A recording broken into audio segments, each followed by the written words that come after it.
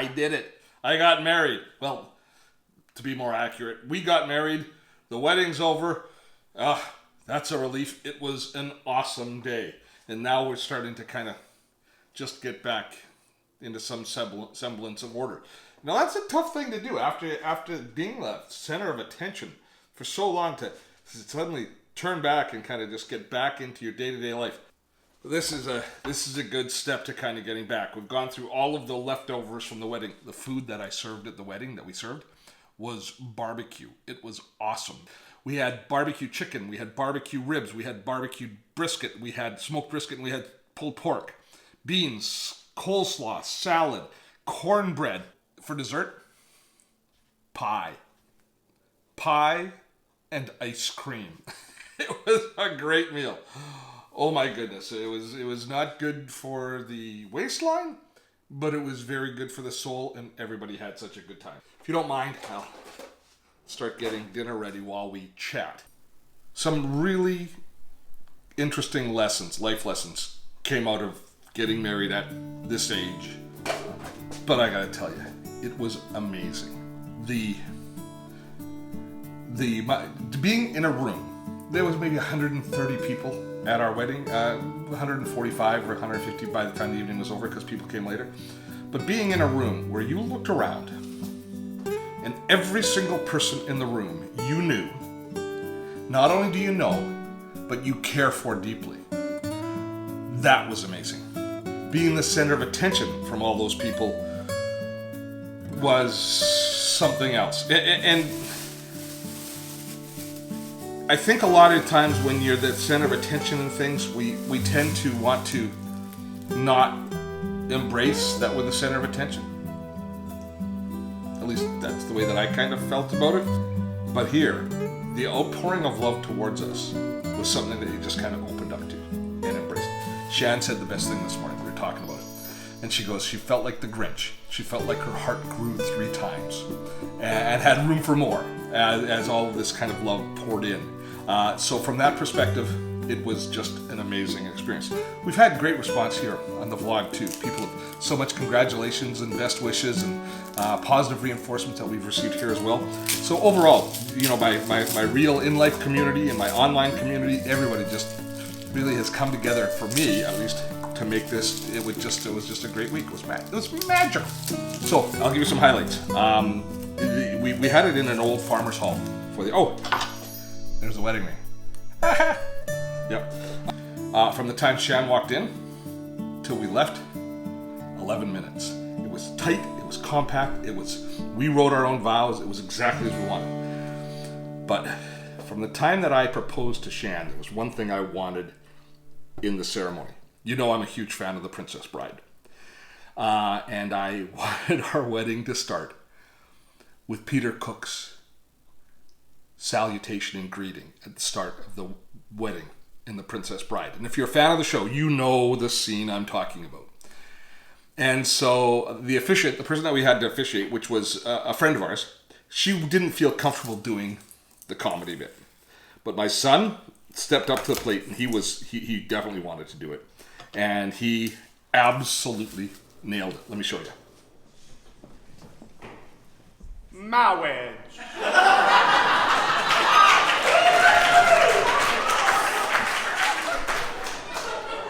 Marriage is what brings us together today. Wasn't that great? When he said marriage, the place went berserk. And the number of people afterwards, some people didn't know the reference. Some people, I don't know how they got invited to our wedding if they weren't fans of The Princess Bride, but some people didn't know it, and yet they still laughed like crazy because everybody else around them was laughing. And they knew there was some cultural importance, and they came up to us afterwards. I'm pretty sure that Netflix had a run on The Princess Bride on the weekend after our wedding as people looked for the reference. And then we had Shan's daughter. We went unconventional with our wedding party. We had our kids. Now I've got 4 kids and Shan's got 1. So we had our kids as our wedding party. So we didn't have, bridesmen and groomsmen. We just had family on this, standing up for us. And rather than have the officiant read some advice to a new couple or talk about what love was all about, we had Sophie, Shan's daughter, read a poem that we found online. Question is asked, is there anything more beautiful in life than a young couple clasping hands and pure hearts in the path of marriage? Can there be anything more beautiful than young love? And the answer is given. Yes, there is a more beautiful thing. It is the spectacle of an old man and an old woman finishing their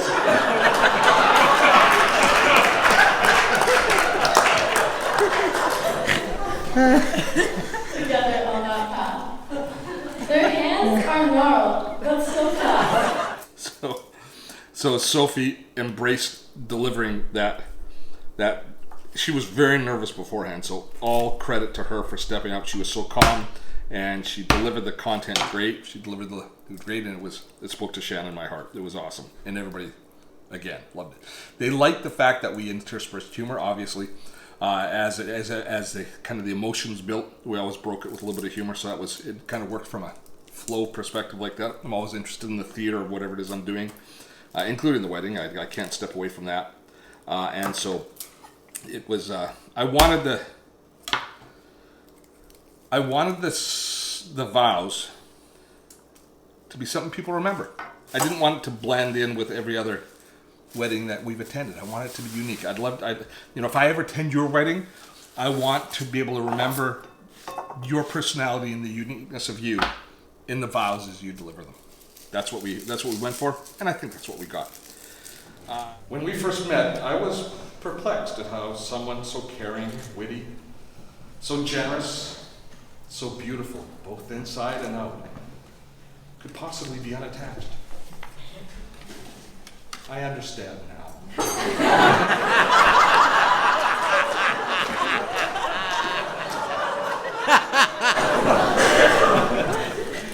I think it was because we were meant for each other.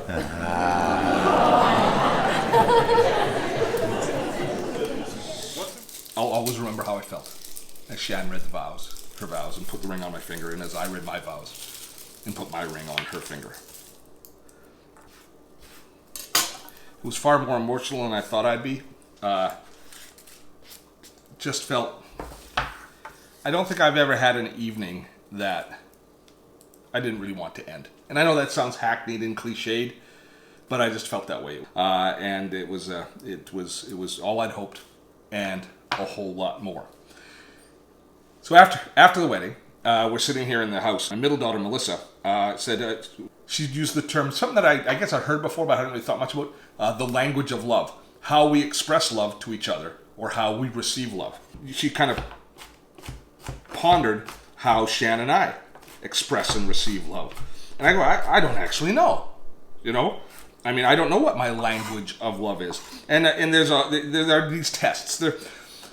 I think they're better than the Facebook personality tests, but they're kind of pop culturist tests to a certain extent, I think, where you kind of answer a bunch of questions, and from those questions, they determine what your language of love is. Like whether you feel love or by spending time with each other, or but through words, through what you say to each other, or through actions, or through physical intimacy and touch. What is the language of love that you both express your love in and you experience love as? And we thought, what a fun thing to do. Something we probably should have done before we got married, when you stop and think about it, but better late than never. So we went through it all. If you ever do these tests, and I'll find some links, we'll put some links into the test down in the description. But as I answered the questions in public, I was very conscious of Shan sitting right beside me, and I'm not 100% sure that I answered all of my questions 100% accurately with the way that I actually feel, or the way that I felt she would like me to answer the questions. So it might be, if you really want to know the truth of your language of love, you might take the test yourself without anybody around, answering it honestly the way that you feel. So Shannon's language of love, just so you know, in case you're wondering, is service. She likes having people take care of her, show them by doing things. Things like cooking dinner, cleaning the house, cleaning up after myself, those sorts of things. Some of which I'm very good at, some of which I'm not so good at. But it's good to know that it makes a big difference. My language of love is words. How we express ourselves. For me, words really count. And when you stop and you think about the professions that we've chosen, I think you can see that it kind of comes through. Shannon's a teacher. She serves kids. She serves the community. She's out there doing things to help. I'm a communicator. I love words. I love communicating. That's what I do best, and that's the way I feel best. I think it's an interesting introspection how our language of love came out. Would love to hear your comments about the language of love, and if you agree with my theories, or my theory that I just put forward, which I admit has not been well thought out, but I think there's some truth there.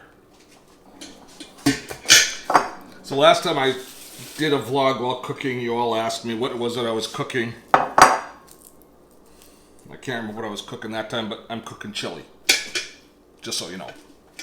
I'll wrap things up. I'll give you a Farley update. Farley is doing much, much better. He's getting around pretty well. His stitches are coming out, and we're just about ready to start him in therapy. He's actually going for walks, and he's acting his old self again.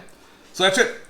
I'm going to keep cooking, and until next time, have fun storming a castle. Oh, you're home! Oh. Here we are. I just finished the vlog. How was the wedding? My heart grew 3 sizes. Did That's what I Steve told- use that line? That's my line from The Grinch. Feels so big. I love it.